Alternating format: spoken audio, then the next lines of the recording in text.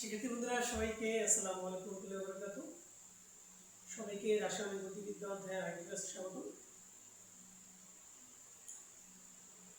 তো লাস্ট ক্লাসে আমরা আলোচনা করছিলাম প্রথম ক্রম বিক্রিয়ার গতিবিদ্যা নিয়ে। তো সেখানে আমরা প্রথম ক্রম বিক্রিয়া সম্পর্কে বেসিক আলোচনা করেছিলাম। তো আজকের ক্লাসে আমরা মূলত প্রথম ক্রম বিক্রিয়ার আরো কয়েকটি বিশেষ কেস আমরা ডিসকাস করব। তো প্রথমে দেখো আমরা ডিসকাস করব যে গ্যাসীয় বিক্রিয়ার ক্ষেত্রে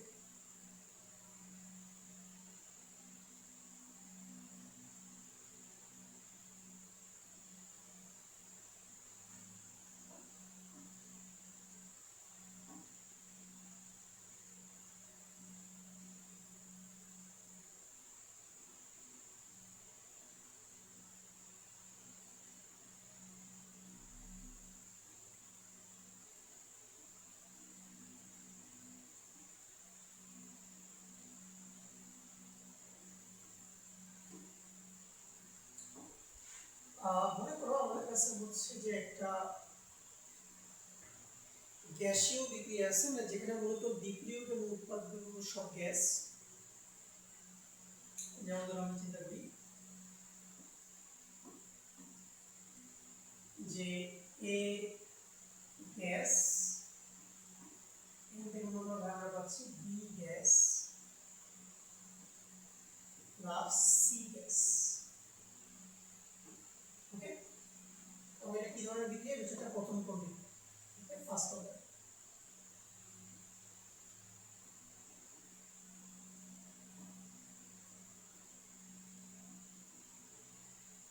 ফার্স্ট অর্ডার রিঅ্যাকশন।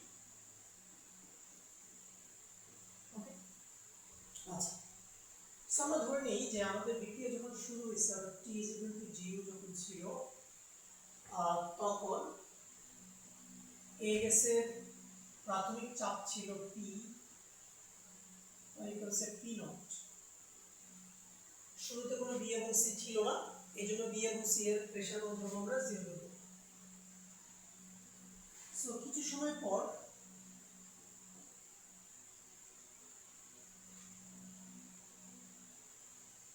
এ গ্যাসের প্রেসার কমে যাবে।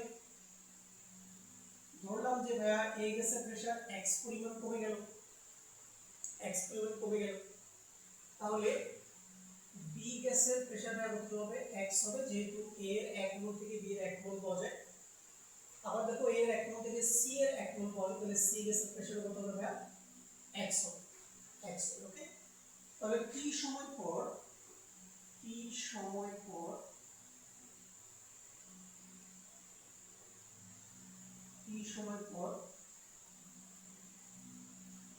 মোট চাপ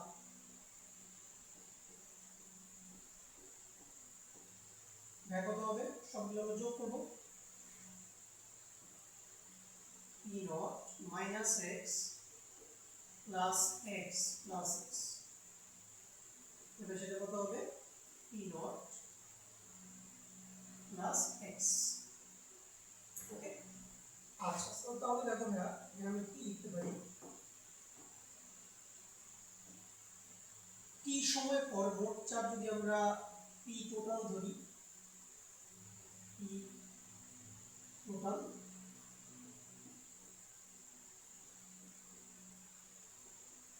সমান আমরা কত পাচ্ছি? P0 plus x। তাহলে আমরা x এর মান কত পাচ্ছি? x এর মান হচ্ছে আমরা p টোটাল মাইনাস p0। ওকে, p0। ওকে, আচ্ছা, এখন দেখো আমরা প্রথম ক্রম বিক্রিয়ার হার ধ্রুবক আমরা কি জানি? k সমান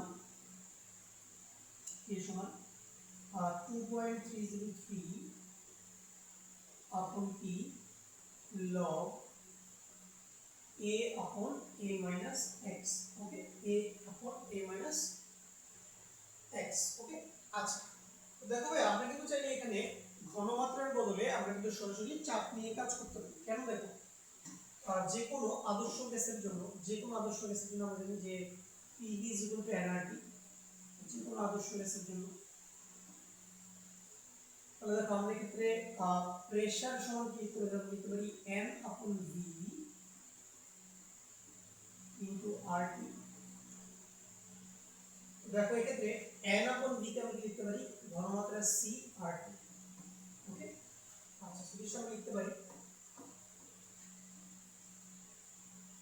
তোমরা দেখতে পাচ্ছ ভাইয়া যে আমাদের যে প্রেসার সমান সমান কি সি আর টি, তার মানে প্রেসার এবং কনসেন্ট্রেশন কি পরস্পর সমানুপাতিক, পরস্পর প্রপোর্শনাল। এই জন্য তুমি চাইলে ঘনমাত্রার বদলে ডিরেক্টলি তুমি কি প্রেসার নিয়েও কাজ করতে পারবে। তাহলে দেখো ভাই এখানে কি হবে, এখানে হবে 2.303 আপন টি লগ। দেখো ভাই আমাদের এ হচ্ছে ইনিশিয়াল প্রেসার পি নট, নিচে ভাই কি হবে পি নট মাইনাস প্রেসার যতটুকু কমে যায় ইজ এক্স। ওকে, আচ্ছা তো আমরা এইটা ইউজ করতে পারবো। ওকে, তাহলে আমরা এই ইকুয়েশনটা ইউজ করতে পারবো চাপ রিলেটেড ম্যাথগুলো সলভ করার। ওকে, তো দেখো আমরা এক্স এর মানটা কিভাবে বের করব, টি সময় পর মোট চাপ থেকে আমরা কি ইনিশিয়াল প্রেসারটা মাইনাস করে দিলে আমাদের এক্স এর মানটা চলে আসবে। দেন আমরা এই এক্স এর মানটা যদি আমরা এখানে বসিয়ে দিই এবং দেন যদি আমরা এটাকে সলভ করি তাহলে দেখো আমরা কিন্তু এই গ্যাসীয় প্রথম ক্রম বিক্রিয়ার জন্য হার ধ্রুবকের মান বের করে ফেলতে পারবো।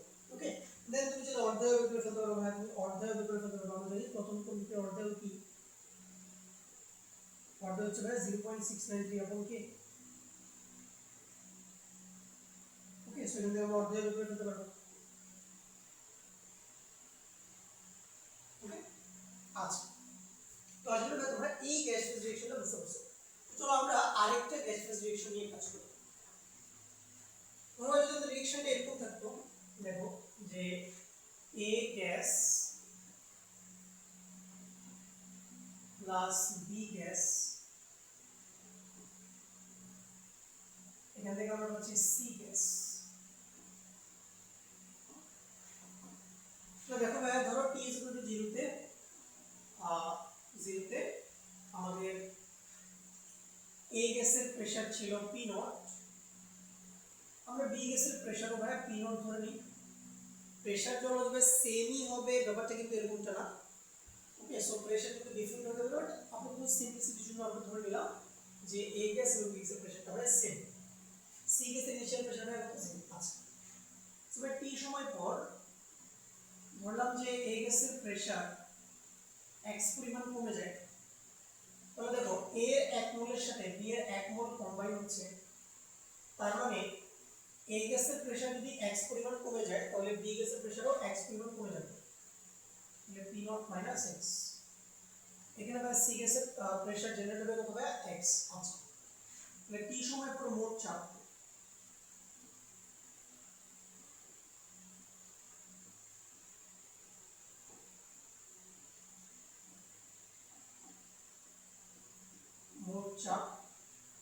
P টোটাল সেটা ভাই কত আসবে, দেখো সেটা আসবে P0 - x plus P0 - x plus x। ওকে, আচ্ছা তাহলে দেখো আমাদের P টোটাল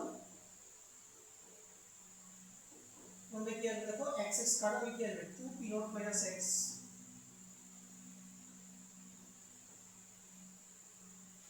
এবার আমাদের x এর মানটা ভাই কত আসবে, x এর মানটা আসবে 2P0 - P টোটাল। ওকে, তো আমরা এখান থেকে ভাই x এর মানটা পেয়ে যাবো, x এর মানটা আমরা পেয়ে যাবো। আগে থেকে আমরা কিন্তু x এর মানটা পেয়ে যাবো। আসলে দেখো ভাই এখন আমাদের k আমরা কি লিখতে পারবো, k আমরা লিখতে পারবো k সমান 2.303 upon t log a by a minus x সমান আমরা লিখতে পারবো 2.303 upon t log, আমরা a এর জায়গায় লিখতে পারবো ইনিশিয়াল প্রেসার P0, নিচে কত হবে P0 মাইনাস কত x। এটা হবে আমাদের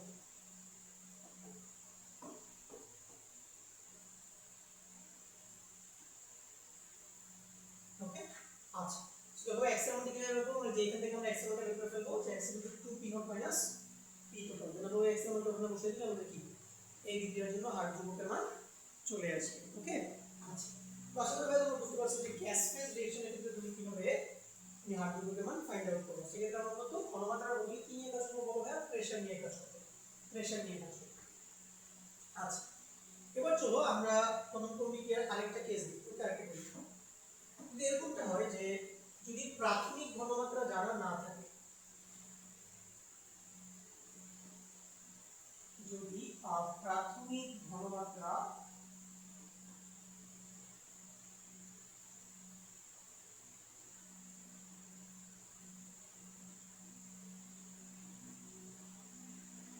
জানা না থাকে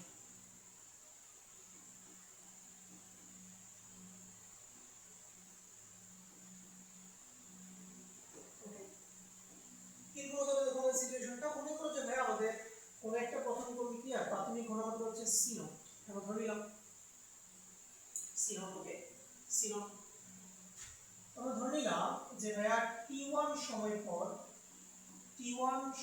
পর যে ঘনমাত্রা দাঁড়ালো ভাইয়া কত c1 ওকে c1 ওকে c1 আচ্ছা c1 আবার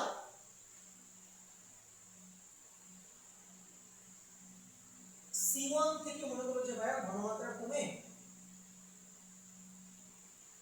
c2 হয়ে গেল c2 হয়ে গেল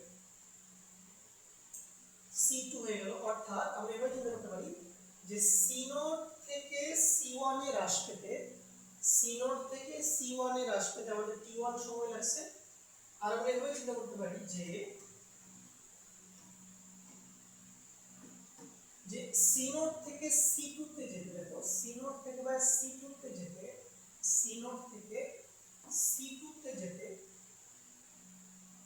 c0 থেকে c2 তে যেতে আমাদের ভাই মনে করো সময় লাগছে হচ্ছে t ওকে বুঝতে পারছো যে c0 ঘনমাত্রা থেকে c1 ঘনমাত্রা যেতে আমাদের সময় লাগছে হচ্ছে ভাই t1 আর c0 ঘনমাত্রা থেকে c2 ঘনমাত্রা যেতে আমাদের সময় লাগছে কি ভাই t2 ওকে আচ্ছা তাহলে দেখো আমরা এখান থেকে কিন্তু আমরা এই দিকটার জন্য হার ধ্রুবকের এক্সপ্রেশনটা ভাই লিখতে পারি এই দেখো ভাইয়া c0 থেকে c1 পর্যন্ত যদি আমরা হার ধ্রুবক লিখি তাহলে কি লিখতে পারবো বলতে দেখো k সমান 1/t1 ln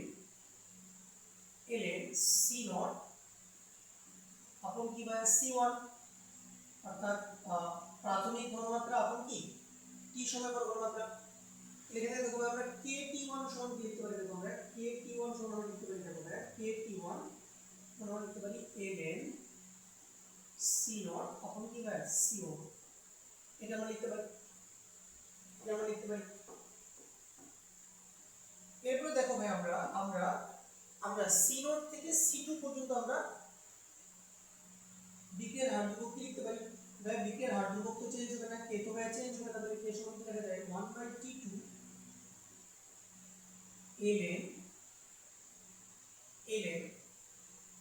c0 এখন কি হবে c2 এখন কি হবে c2 এর মানে লিখতে পারবো kt2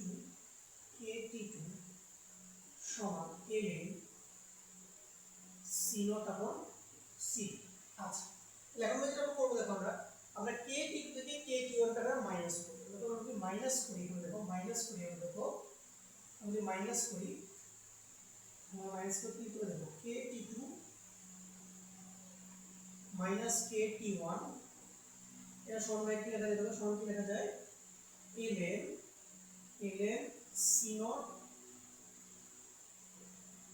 c2 minus ln c0 by কি লেখা যায় c1 লেখা যায় c1 লেখা আচ্ছা দেখো এখানে আমরা কি লিখতে পারি k যদি ভাই কমন নিয়ে লিখতে পারি k t2 minus t1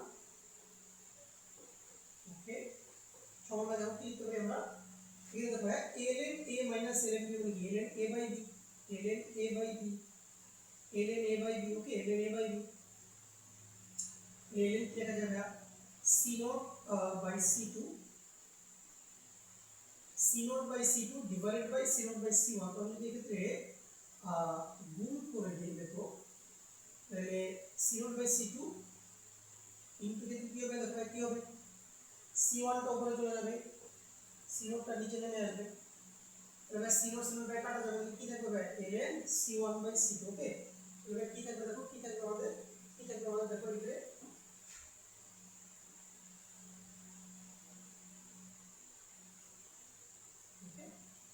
এবার কি থাকবে আমাদের কি থাকবে, আমাদের থাকবে কে, দেখো কে সমান কি থাকবে আমাদের, কে সমান থাকবে আমাদের 1/T2 - T1, 1/T2 - T1। ওকে, এখানে কি থাকবে দেখো ln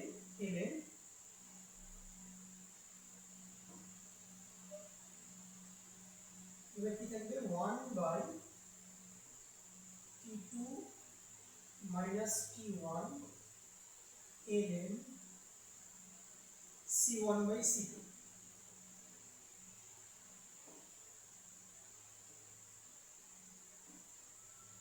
C1 মানে কত হবে C, এটা হচ্ছে আমাদের ভাইয়া যদি প্রাথমিক ঘনমাত্রা জানা না থাকে, তাহলে তোমার যদি ভাই T1 সময় পর ঘনমাত্রা জানা থাকে এবং T2 সময় পর ঘনমাত্রা জানা থাকে, তাহলে তুমি কিন্তু এই সমীকরণ ব্যবহার করে এই বিক্রিয়াটার হার যোগ করে তুমি ইজিলি বের করে ফেলতে পারবা। দেখো এইটা হচ্ছে আমাদের সেই আন্তরিক ইকুয়েশন। যদি কি বের করতে হবে, যদি আমাদের প্রাথমিক ঘনমাত্রা জানা না থাকে, আমরা যদি T1 সময় পর ঘনমাত্রা জানা থাকে এবং T2 সময় পর ঘনমাত্রা জানা থাকে, তাহলে আমরা কিন্তু এই সমীকরণকে কাজে লাগিয়ে আমরা এই প্রথম ক্রম বিক্রিয়াটার জন্য কি হার যোগ মান বের করে ফেলতে পারবো। দেন যদি কে এর মান জানা যায়, তাহলে তুমি কি ইজিলি এই বিক্রিয়ার অর্ধেক বের করে ফেলতে পারবা। তাহলে আমাদের প্রথম ক্রম বিক্রিয়ার অর্ধেক হবে কি T হাফ সমান হবে কত 0.693 আপন কে, 0.693 আপন কে। ওকে, আচ্ছা সব এই ইকুয়েশনটা ইউজ করতে পারবো।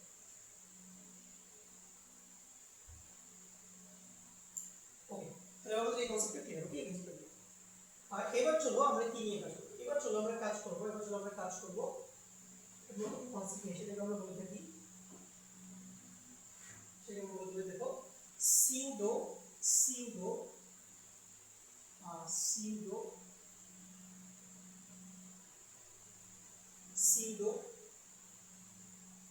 First order reaction.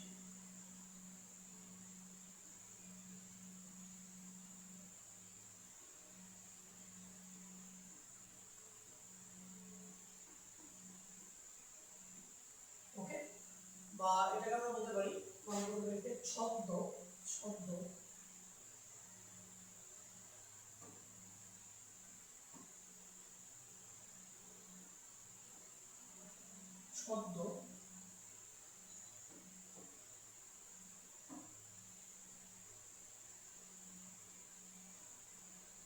ছদ্ম প্রথম ক্রম বিক্রিয়া।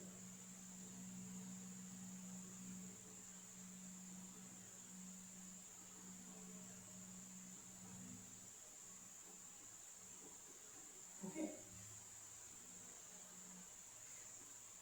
এই জিনিসটা কি চলো আমরা বোঝার চেষ্টা করি। সো এই জিনিসটা বোঝার জন্য আমরা দুইটা एग्जांपल নিব, দুইটা एग्जांपल নিব। লেটস সে তুমি যদি এরকম একটা রিঅ্যাকশন নাও যে সুগার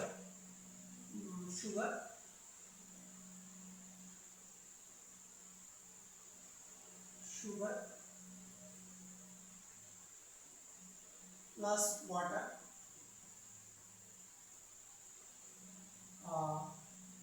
অ্যাসিডিক মিডিয়াম থাকবে এখানে, তুমি কি পাবা গ্লুকোজ এবং ফ্রুক্টোজ।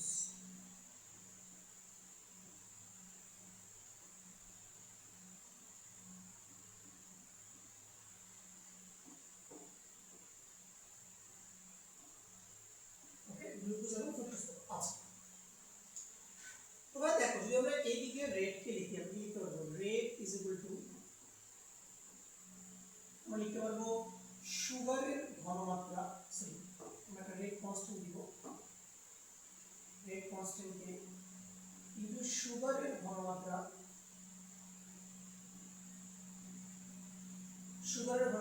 ইনটু হচ্ছে যে ওয়াটারের ঘনমাত্রা। ওকে, ওয়াটারের ঘনমাত্রা। আচ্ছা, সো এখন দেখো তুমি যদি এই বিক্রিয়ার অর্ডারটা দেখার চেষ্টা করো, তাহলে দেখো ভাই সুগারের ঘনমাত্রার উপরে ভাই পাওয়ার কত 1, পানির ঘনমাত্রার উপরে ভাই পাওয়ার কত 1, ওকে পাওয়ার কত 1। তাহলে তোমার এক্সপেক্টেড অর্ডার কত বলো তো ভাই, এই রিঅ্যাকশনের এক্সপেক্টেড অর্ডার কত, এক্সপেক্টেড অর্ডার কত, এক্সপেক্টেড অর্ডার হচ্ছে ভাই 1 + 1, বুঝবে কত 2। বাট দেখো এক্ষেত্রে তোমার যে পানিটা থাকে, পানিকে তুমি অনেক বেশি পরিমাণে নিবা, ওকে পানিটা তোমার এক্সেস অ্যামাউন্টে থাকে, হ্যাঁ পানিটা এক্সেস অ্যামাউন্টে থাকে।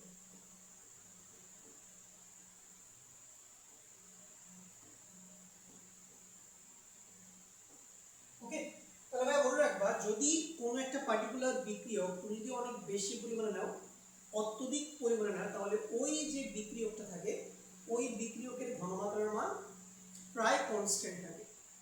ওকে তাহলে তুমি যদি কোনো বিক্রিয়ককে এক্সেস অ্যামাউন্টে নাও, তাহলে ওই বিক্রিয়কের ঘনমাত্রাটা প্রায় কি থাকে ভাই, কনস্ট্যান্ট থাকে। তাহলে দেখো ভাইয়া, তাহলে আমরা এখান থেকে যেটা করতে পারি, আমরা বলতে পারি যে রেট ইজ ইকুয়াল টু, দেখো ভাইয়া এক্ষেত্রে কে তো ভাই একটা কনস্ট্যান্ট আছে, আর পানিকে যেহেতু এক্সেস অ্যামাউন্টে নেওয়া হয়েছে এই জন্য পানির কনসেন্ট্রেশনটা কি প্রায় হচ্ছে যে কনস্ট্যান্ট থাকে। এই জন্য এই কে আর পানির ঘনমাত্রা যেহেতু প্রায় কনস্ট্যান্ট থাকে, তাহলে এই দুইটা কনস্ট্যান্টকে গুণ দিলে আমরা নতুন একটা কনস্ট্যান্ট পাই কে প্রাইম, আর ইনটু আমরা কি লিখতে পারি দেখো সুগারের কনসেন্ট্রেশন और কত হয় 1।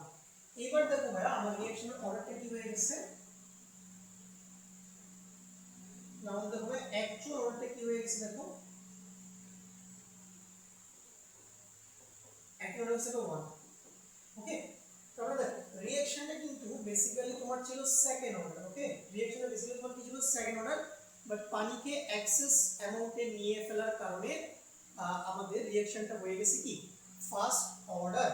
এই জন্য এই টাইপের রিঅ্যাকশনকে আমরা বলে থাকি সিউডো ফার্স্ট অর্ডার রিঅ্যাকশন বা ছদ্ম প্রথম বিক্রিয়া, মানে এটা রিয়ালিটিতে সেকেন্ড অর্ডারই, বাট এটা আচরণ করতেছে কি ফার্স্ট অর্ডার রিঅ্যাকশনের মতো।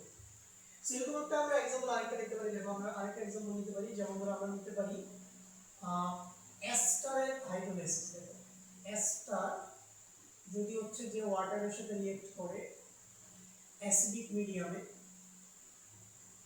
তাহলে কি উৎপন্ন হয় অ্যাসিড এবং অ্যালকোহল, অ্যাসিড এবং অ্যালকোহল তৈরি হয়।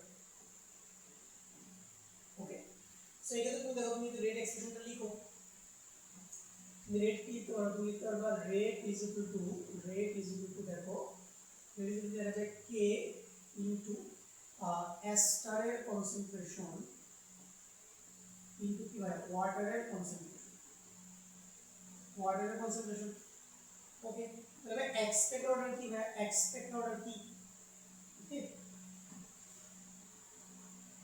তো তোমার এক্সপেক্ট অর্ডার কি, তাহলে এক্সপেক্ট অর্ডার হচ্ছে ভাই কত 2, বাট সেম ভাবে ওয়াটারকে আমরা এক্সেস অ্যামাউন্টে নিব।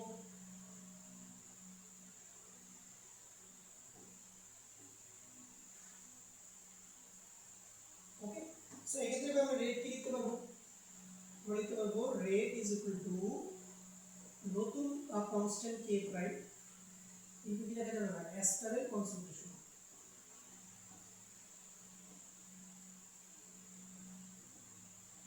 এস্টারের কনসেন্ট্রেশন। ওকে আচ্ছা তাহলে দেখো ভাই এস্টারের কনসেন্ট্রেশন পাওয়া কত 1, তাহলে অ্যাকচুয়াল অর্ডারটা কি দাঁড়াচ্ছে বলো তো ভাই, অ্যাকচুয়াল অর্ডারটা কি দাঁড়াচ্ছে,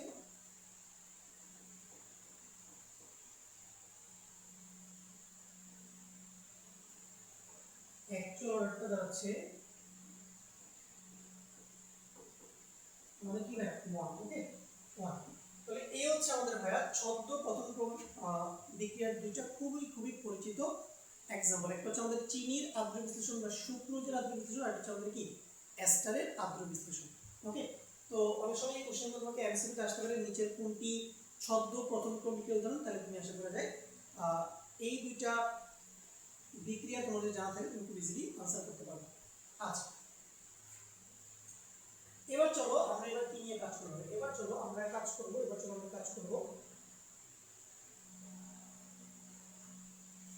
এস্টারের আদ্র বিশ্লেষণ নিয়ে।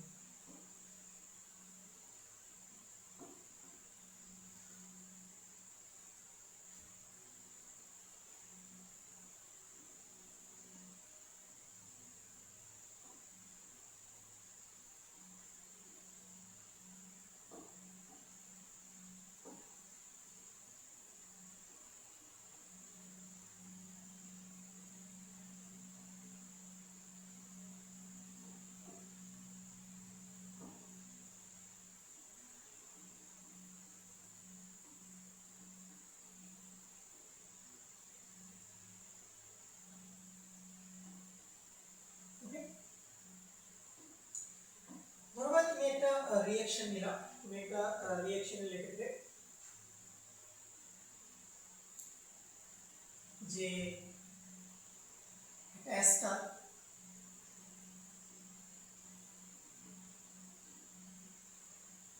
এটা ওয়াটারের সাথে রিঅ্যাক্ট করে অ্যাসিডিক মিডিয়ামে, তাহলে এখানে কিছু H+ থাকবে, কিছু অ্যাসিড থাকবে, কি পাওয়া যাবে ভাই? অ্যাসিড পাওয়া যাবে আর কি পাওয়া যাবে? অ্যালকোহল পাওয়া যাবে। ওকে, আচ্ছা, তো ভাইয়া মনে করো যে t = 0 তে এস্টার ছিল A, এস্টার ছিল A, এস্টার ছিল A, আর যেহেতু ভাইয়া পানিকে আমরা হচ্ছে যে অলওয়েজ এক্সেস অ্যামাউন্টে নেই, এইজন্য বিক্রিয়ার হার বা বিক্রিয়ার রেট কখনো পানির ঘনমাত্রার উপরে কি নির্ভর করে না, পানির ঘনমাত্রার উপরে নির্ভর করে না, এইজন্য আমরা পানির অ্যামাউন্ট নিয়ে তেমন একটা কনসার্ন এখানে না। ওকে, তাহলে আমরা পানি নিয়ে কাজ করব। আর মনে করো ভাইয়া আমরা বিক্রিয়া ঘটানোর জন্য যে অ্যাসিডগুলো নিছি তার অ্যামাউন্টকে লেটস সে আমরা হচ্ছে যে বি ধরে নিই, লেটস সে হচ্ছে বি, এগুলো হচ্ছে বি। ওকে, বি আছে। আর বিক্রিয়া স্টার্টিং হচ্ছে যে কোনো অ্যাসিড ছিল না, কোনো অ্যালকোহল ছিল না। আচ্ছা, ঠিক আছে, ছিল না। আফটার সাম টাইম টি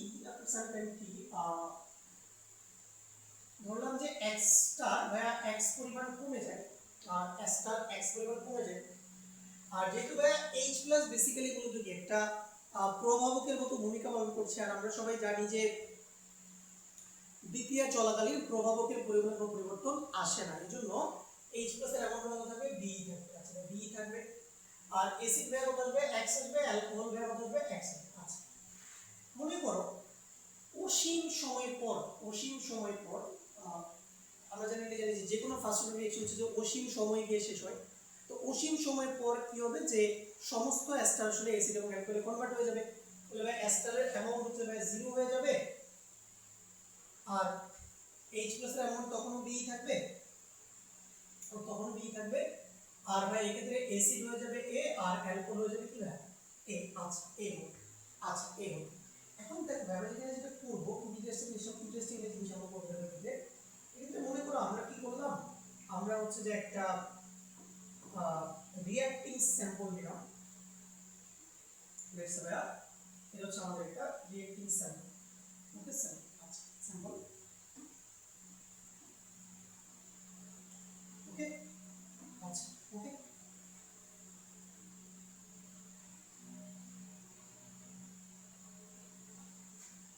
এটা হচ্ছে আমাদের কি ভাই? এটা হচ্ছে আমাদের বিক্রিয়া মিশ্রণ।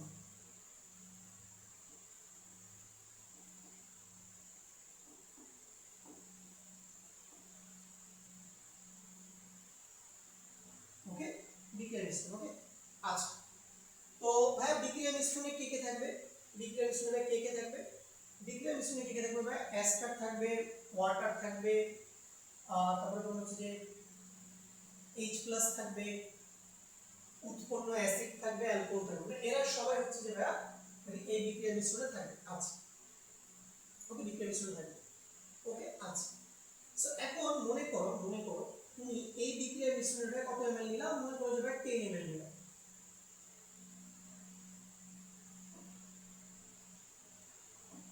আর তুমি এই বিক্রিয়া মিশ্রণ কত ml হবে 10 ml 10 ml ওকে 10 ml আচ্ছা তুমি যেটা 15 ml নিতে পারো 20 ml নিতে পারো আচ্ছা এখন তুমি কি করবে দেখো এখন তুমি কি করলা তুমি এই বিক্রিয়া মিশ্রণকে তুমি একটা প্রমাণ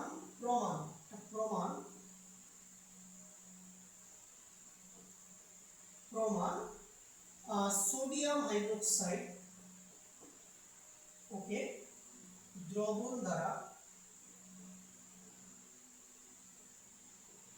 দ্বারা টাইট্রেট করা হবে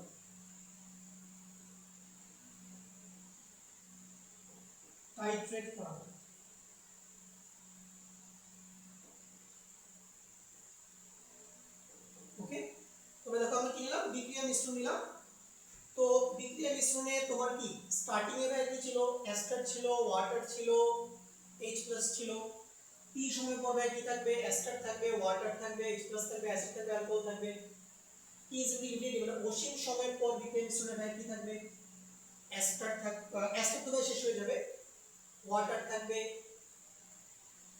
এই H+ থাকবে উৎপন্ন অ্যাসিড থাকবে উৎপন্ন কি থাকবে অ্যালকোহল থাকবে আচ্ছা ওকে তাহলে আমরা কি করলাম এই বিক্রিয়া মিশ্রণকে আমরা একটা প্রমাণ সোডিয়াম হাইড্রোক্সাইড দ্রবণ দ্বারা টাইট্রেট করলাম এবং এই টাইট্রেশনটা আমরা তিনটা সময় ব্যয় করব কয়টা সময় ব্যয় করব তিনটা সময় করব ওকে তিনটা সময় করব কি কি প্রথমে আমরা T = 0 তে একবার কি বিক্রিয়া মিশ্রণকে সোডিয়াম হাইড্রোক্সাইড দ্বারা টাইট্রেশন করব এরপরে T = T সময় পর আমরা এই বিক্রিয়া মিশ্রণকে আবার কি আমাদের সেই প্রমাণ সোডিয়াম হাইড্রোক্সাইড দ্রবণ দ্বারা টাইট্রেশন করব এবার আমরা অসীম সময় পর মানে বিক্রিয়া যখন শেষ হয়ে যাবে তখন আমরা কি করব আবার এই বিক্রিয়া মিশ্রণটাকে প্রমাণ সোডিয়াম হাইড্রোক্সাইড দ্রবণ দ্বারা কি টাইট্রেশন করব তো আমাদের যেটা খুঁজে বের করতে হবে সেটা হচ্ছে যে এই T = 0 T = T এবং T = ইনফিনিটি সময় পর বিক্রিয়া মিশ্রণকে সোডিয়াম হাইড্রোক্সাইড দিয়ে মানে একটা প্রমাণ সোডিয়াম হাইড্রোক্সাইড দ্রবণ দিয়ে টাইট্রেশন করতে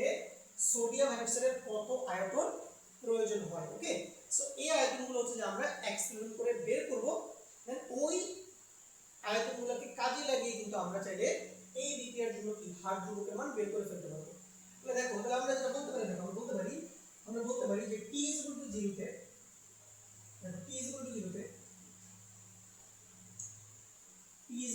তে দেখো আমরা বলতে পারি দেখো T = 0 তে যে T = 0 তে প্রয়োজনীয় ক্ষারের আয়তন ওকে প্রয়োজনীয় ক্ষারের আয়তন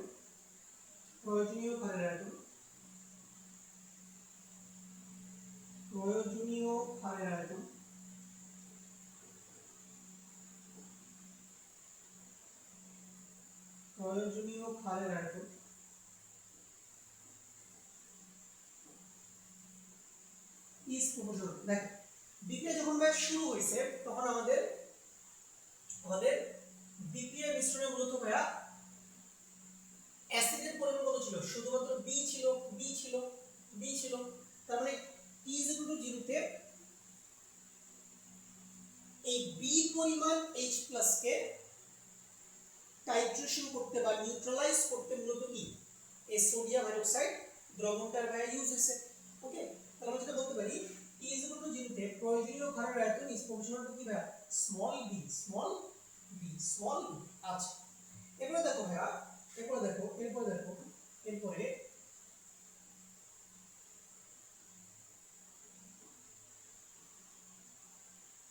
দেখো T = T সময় পর প্রয়োজনীয় ক্ষারের আয়তন ভাইয়া কার প্রপোর্শনাল হবে দেখো T = T সময় পর AH+ তবে B পরিমাণে আছে আর নতুন করে অ্যাসিড কতটুকু তৈরি হয়েছে X পরিমাণ তৈরি হয়েছে তার মানে T = T সময় পর বিক্রিয়া মিশ্রণে টোটাল অ্যাসিড থাকে কত ভাইয়া B + X তাহলে এতটুকু অ্যাসিডকে প্রশমিত করতে তোমার কি প্রয়োজন হবে ক্ষারের প্রয়োজন হবে তাহলে আমরা কি বলতে পারি যে T = T সময় পর প্রয়োজনীয় ক্ষারের আয়তন কার প্রপোর্শনাল হবে ভাইয়া B + X এর প্রপোর্শনাল হবে আচ্ছা এরপর দেখো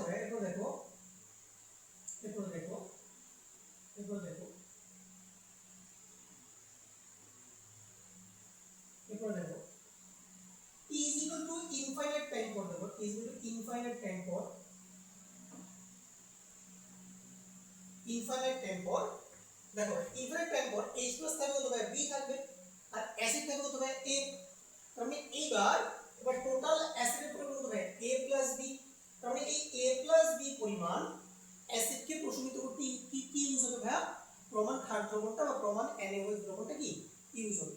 তাহলে আমরা যেটা বলতে পারি ভাই, দেখো T = ইনফাইনাইট টাইম পর প্রয়োজনীয় ক্ষারের আয়তনটা কি হবে, B প্লাস A হবে। B প্লাস কি হবে ভাই, A হবে, হ্যাঁ B প্লাস A হবে। আচ্ছা B প্লাস A। এখন চলো আমরা এই যে ভাই T = 0 তে দেখো, T = 0 তে প্রয়োজনীয় ক্ষারের আয়তনকে আমরা V0 নামকরণ করতে পারি। T = T সময় পর প্রয়োজনীয় ক্ষারের আয়তনকে আমরা VT নামকরণ করতে পারি। আর T = ইনফাইনাইট টাইম পর প্রয়োজনীয় ক্ষারের আয়তনকে আমরা V ইনফিনিটি নামকরণ করতে পারি। V ইনফিনিটি নামকরণ করতে পারি। ওকে, ইনফিনিটি নামকরণ করতে পারি। আচ্ছা এখন চলো আমরা তো জানি ভাই আমাদের ফার্স্ট অর্ডার রিঅ্যাকশনের ক্ষেত্রে আমরা K কিভাবে লিখি, লিখি 2.303 upon T log A by A minus X। আচ্ছা দেখো ভাই আমরা কি লিখতে পারি, 2.303 upon T log। দেখো ভাই আমরা যদি এখান থেকে A পেতে চাই, দেখো A পেতে চাই আমাদের কি করতে হবে, দেখো আমরা যদি B plus A থেকে B minus করে দেই, দেখো আমরা যদি B plus A থেকে B minus করে দেই তাহলে কিন্তু আমরা A পেয়ে যাব। তাহলে B plus A থেকে B minus করা মানে হচ্ছে B ইনফিনিটি থেকে V0 কি করা, মাইনাস করা, ঠিক আছে, মাইনাস করা। তাহলে আমরা এখানে কি লিখতে পারি, V ইনফিনিটি মাইনাস কি ভাই, V0। আচ্ছা আর নিচে কি দেখো ভাই, নিচে দেখো A এর বদলে আমরা কি লিখতে পারি, B infinity minus V0 minus ভাই দেখো আমাদের x দরকার, তো আমরা x কিভাবে লিখতে পারি, দেখো তো ভাই আমি যদি b প্লাস x থেকে b মাইনাস করে দেই, দেখো ভাই আমি যদি b প্লাস x থেকে b মাইনাস করে দিলাম কি পেয়ে যাব, x এর মান পেয়ে যাব। তাহলে তুমি vt থেকে বিয়োগটা মাইনাস করবে, দেখো আমরা vt থেকে বিয়োগ মাইনাস করব। ওকে আলটিমেটলি আমরা কি আসবে, দেখো আমরা k এর মান কি আসবে, 2.303 upon T log এখানে কি আসবে, V infinity minus V0। আর এখানে দেখো V infinity minus V0 minus VT minus এর সাথে প্লাস হবে, তাহলে V0 এর ক্যান্সেল হয়ে যাবে, তখন থাকবে কি V infinity minus VT, V infinity minus কি VT। ওকে তাহলে এইভাবে কিন্তু তুমি চাইলে তুমি কি এই এস্টার আদ্র বিশ্লেষণের বিক্রিয়ার হাইড্রোজেনের মান তুমি বের করে ফেলতে পারবে। আমাদের কি জানতে হবে, তোমার জানতে হবে যে অসীম সময় পর কতটুকু ক্ষার লাগবে, বিক্রিয়ার শুরুতে কতটুকু ক্ষার লাগছে, আর টি সময় পর কতটুকু ক্ষার লাগছে। জাস্ট এই মানগুলো তুমি এই ইকুয়েশনে বসায় দাও, তাহলে তোমার কে এর মান চলে আসবে। তোমার কিন্তু এত কমপ্লেক্স বা ডেরিভেশন এক্সাম হলে করার কোনো প্রয়োজন নাই। ওকে তো আশা করি বুঝতে পারছো। এরপরে তুমি কিন্তু চলে এখান থেকে অর্ধায় বের করে ফেলতে পারবা, এবার টি অফ কত আসবে, 0.693 আপন কি।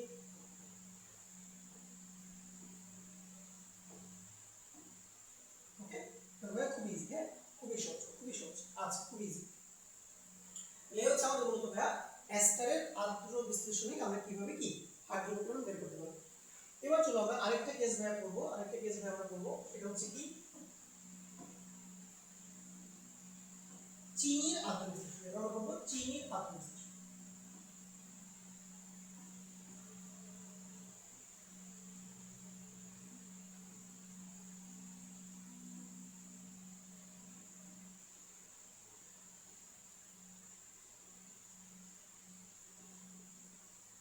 ওকে চিনির আদ্র বিশ্লেষণ তাহলে দেখো ভাইয়া মনে করো তুমি হচ্ছে সুক্রোজ,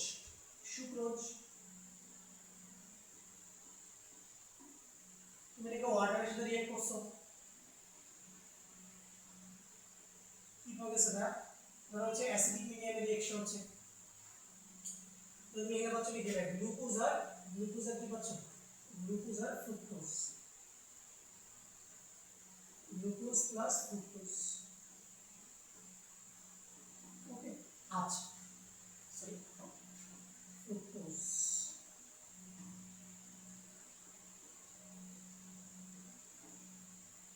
ওকে আচ্ছা, এখন মনে করো যে বিক্রিয়ার শুরুতে t is equal to 0 তে সুক্রোজ ছিল a। আবার তো ভাই ওয়াটার আমরা এক্সেস অ্যামাউন্টে নেই, এই জন্য আমরা ওয়াটারের কনসাম্পশন নিয়ে কোনো কাজ করব না। এক্ষেত্রে আমাদের h প্লাস নিয়ে কোনো কাজ নাই। ধরো ভাই গ্লুকোজ ছিল 0, ফ্রুক্টোজ ছিল 0 স্টার্টিং। t সময় পর দেখো ভাই t সময় পর কি হবে, এখান থেকে মনে করো ভাইয়া x পরিমাণ সুক্রোজ কমে গেল, তাহলে x পরিমাণ গ্লুকোজ তৈরি হবে, x পরিমাণ ফ্রুক্টোজ তৈরি হবে। আর ইনফাইনাইট টাইম পর দেখো ভাইয়া ইনফাইনাইট টাইম পর তাহলে তোমার সম্পূর্ণ সুক্রোজ তো কনজিউম হয়ে যাবে, তাহলে সুক্রোজের অ্যামাউন্ট 0 হয়ে যাবে, গ্লুকোজ হয়ে যাবে a, ফ্রুক্টোজ হয়ে যাবে কি a। আচ্ছা এবার ইন্টারেস্টিং জিনিস বলি ভাই, এই যে ভাই সুক্রোজ, গ্লুকোজ, ফ্রুক্টোজ এই তিনটা যৌগই হচ্ছে অর্গানিক কম্পাউন্ড, তিনটে যৌগিক যৌগ, এবং এরা হচ্ছে অপটিক্যালি অ্যাক্টিভ। এটা কি অপটিক্যালি অ্যাক্টিভ? তো অপটিক্যালি অ্যাক্টিভ জৈব যৌগ বলতে কি বোঝায়, যে যেই জৈব যৌগগুলো আসলে এক সমতুলীয় আলোর তলকে ঘড়ির কাঁটার দিকে বা ঘড়ির কাঁটার বিপরীত দিকে ঘোরাতে পারে, তাদেরকে বলা হয় আলোক সক্রিয় জৈব যৌগ। তো এগুলো নিয়ে তোমরা কিন্তু ইনশাআল্লাহ সেকেন্ড ইয়ারে উঠলে জৈব যৌগে বিস্তারিত জানতে পারবে, বাট আপাতত এটা মাথায় রাখো ভাইয়া, অপটিক্যালি অ্যাক্টিভ জৈব যৌগ বলতে কি বোঝায়, যে জৈব যৌগগুলো এক সমতুলীয় আলোক তলকে ঘড়ির কাঁটার দিকে অথবা বিপরীত দিকে ঘোরাতে পারে। সো পরীক্ষা করে ভাই দেখা গেছে আমাদের যে সুক্রোজ, এইটা এক সমতুল্য আলোক তলকে প্লাস 66.5 ডিগ্রি করে ঘোরাতে পারে, মানে এটা ঘড়ির কাঁটার ডান দিকে ঘোরায়। এই টাইপের রোটেশনকে আমরা বলে থাকি ডেক্সট্রো, আমরা কি বলে থাকি ডেক্সট্রো বা ডানাবর্তী, বা কি ডানাবর্তী। আচ্ছা ডানাবর্তী। এবার দেখো আমাদের যে গ্লুকোজ, এটা তোমার এক সমতুল্য আলোক তলকে প্লাস 52.5 ডিগ্রি করে ঘোরাতে পারে, তাহলে এটা হচ্ছে ভাই ডেক্সট্রো, এটা হবে কি ডেক্সট্রো।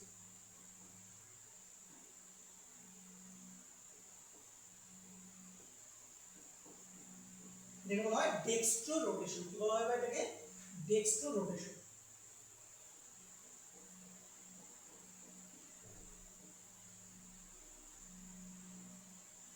বা ডানাবর্তী ঘূর্ণন। হ্যাঁ, বা ডানাবর্তী ঘূর্ণন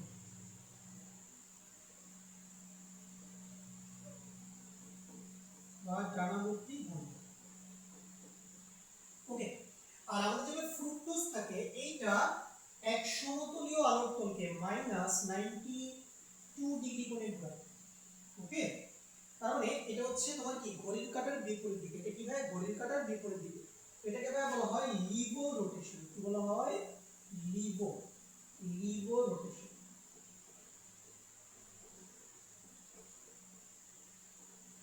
বা বা বামাবর্তী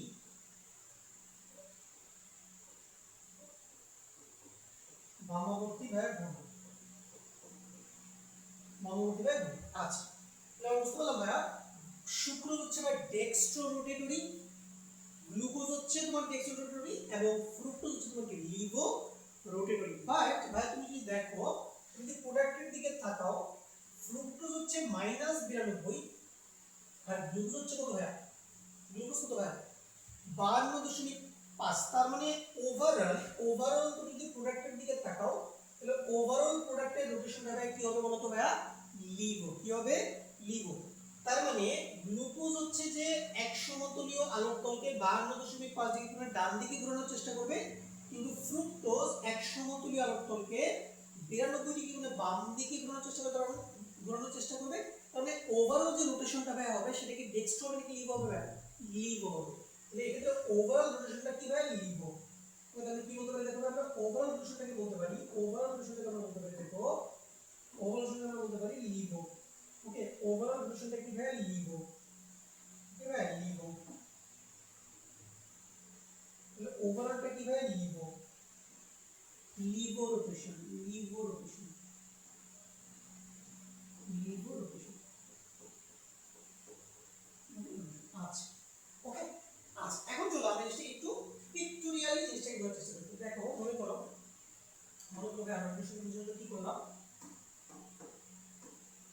দেখো আমরা একটা সার্কেল কনসিডার দ্যাটস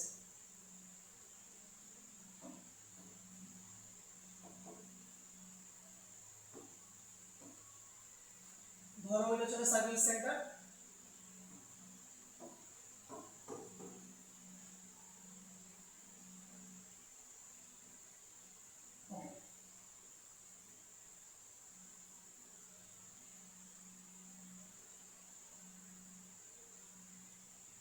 আচ্ছা মনে করো ভাইয়া যে যখন t is equal to 0 ছিল, হ্যাঁ যখন ভাই t is equal to 0 ছিল, t is equal to 0 ছিল মানে বিক্রিয়া যখন স্টার্ট হয়েছে তখন তো ভাই কি ছিল অনলি সুক্রোজ ছিল এবং সেক্ষেত্রে বা রোটেশন ছিল ডেক্সট্রো।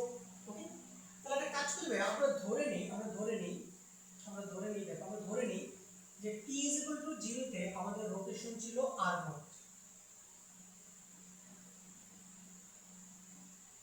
বা ধরে নিলাম কি যখন বিক্রিয়া শুরু হয়েছে তখন ভাইয়া আমি যখন এক্সপেরিমেন্ট চালাইছি রিঅ্যাকশন মিক্সচারের উপরে দেখলাম যে ভাইয়া ঘূর্ণনের মান কত পাওয়া গেছে r0 পাওয়া গেছে। আচ্ছা এখন দেখো ভাইয়া t is equal to t সময় পর t is equal to t সময় পর d is equal to t সময় পর t is equal to t সময় পর দেখো আমাদের কি হচ্ছে আমাদের সুক্রোজ ভাইয়া এক্সপেরিমেন্ট কমে গেছে আর গ্লুকোজ এবং ফ্রুক্টোজ কি এক্সপেরিমেন্ট বেড়ে গেছে।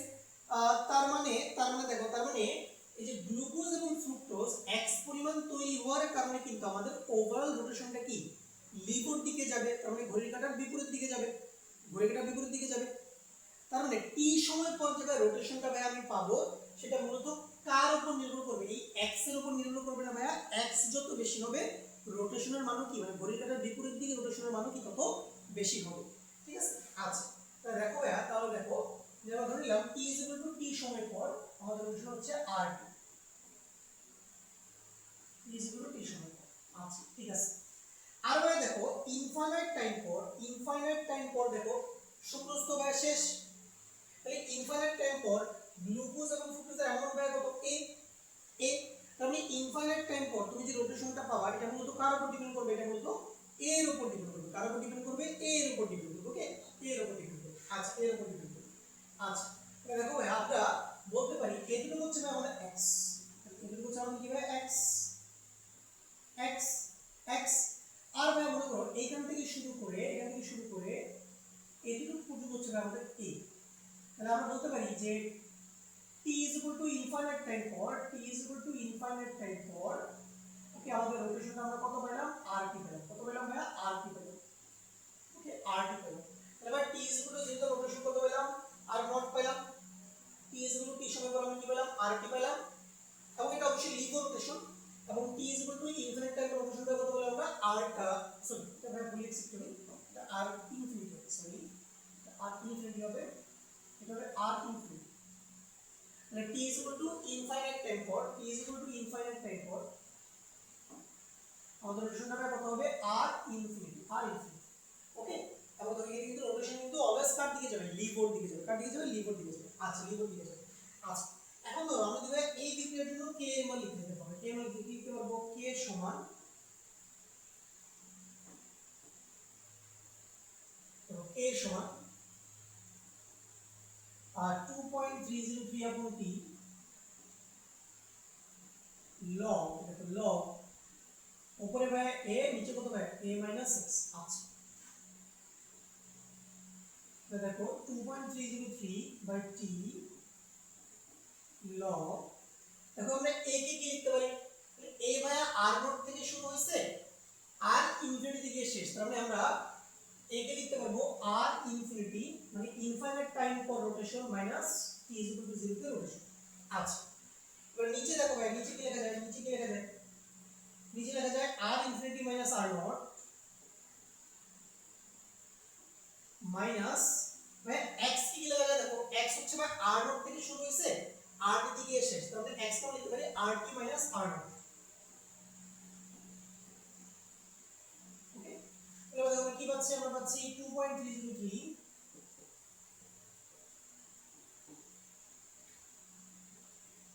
upon t log তো আমরা এখানে পাচ্ছি r ইনফিনিটি মাইনাস r0 আর নিচে ভাই কি পাচ্ছি দেখো, এখানে r নট কাটা যাবে, তাহলে আমরা পাবো r infinity minus r t।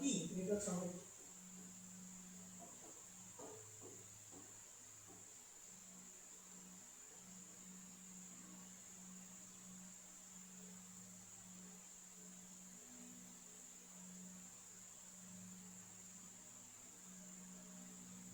ওকে। এটা হচ্ছে আমাদের এভাবে তুমি যদি দেখো, তুমি যদি স্টার্টিং এর রোটেশন জানো, t is equal to rotation জানো, t is equal to t সময় পর তুমি যদি রোটেশন জানো, t is equal to infinite time তুমি যদি রোটেশন জানো, জাস্ট এই ধরনের মানগুলো ইকুয়েশনে বসাই দিবা, তাহলে তুমি ক্লিয়ার মান পেয়ে যাবে। দেন তুমি এখান থেকে অর্ধেয় বের করে ফেলতে পারবে। আমাদের ভাই অর্ধেয় কত? অর্ধেয় হচ্ছে 0.693 এখন কি, ওকে ওকে। আচ্ছা, তো এই হচ্ছে ভাই আমাদের মূলত প্রথম ক্রম বিক্রিয়ার সমস্ত কেস, এবং এখানে তোমরা কিন্তু একদম বেসিক লেভেল থেকে অ্যাডভান্স লেভেল পর্যন্ত প্রত্যেকটা কেসের বিষয়ে ভাই আলোচনা করছি। ইনশাআল্লাহ ভাই আমরা আগামী ক্লাসে এই সমীকরণ রিলেটেড গাণিতিক সমস্যা ক্লাসে সমাধান করব। ওকে, তো ভাই সুস্থ থাকো, ভালো থাকো, পরবর্তী ক্লাসে দেখা হবে। আল্লাহ হাফেজ।